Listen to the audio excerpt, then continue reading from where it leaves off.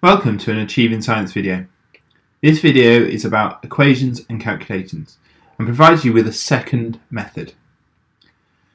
In this video we're going to look at the reaction between aluminium and oxygen.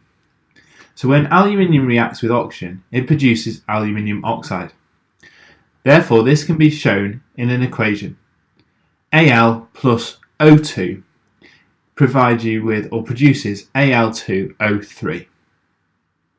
First task then is to balance this equation, because at the moment there isn't enough aluminium in the reactants, plus there isn't enough oxygen in the reactants. Therefore if we balance it, we would produce 2 moles of aluminium oxide, and this would require 3 moles of oxygen and 4 moles of aluminium. And therefore we can say that this equation shows that 4 moles of aluminium reacts with 3 moles of oxygen to produce 2 moles of aluminium oxide.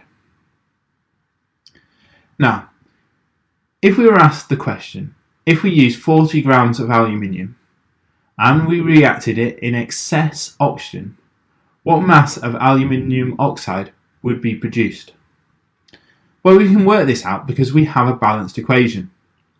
Now, as the oxygen is in excess, we can ignore it, and therefore this makes it a bit simpler for us.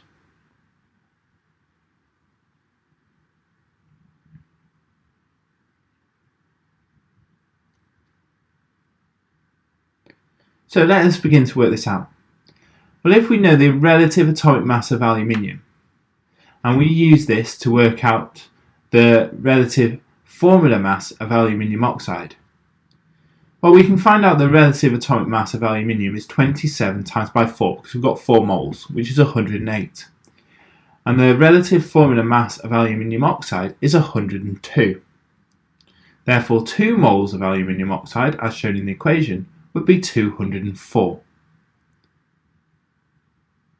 So, 100 grams per mole of aluminium produces 200 grams per mole of aluminium oxide.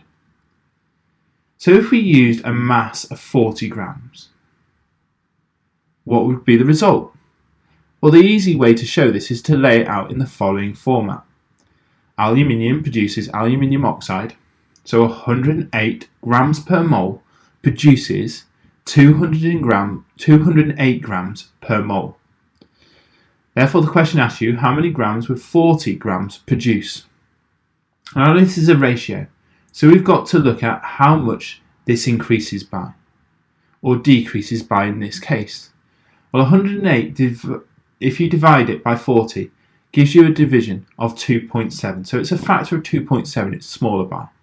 Well, if we make 208 2.7 times smaller, well, what do we come out with? Well, 208 divided by 2.7 is 77 grams.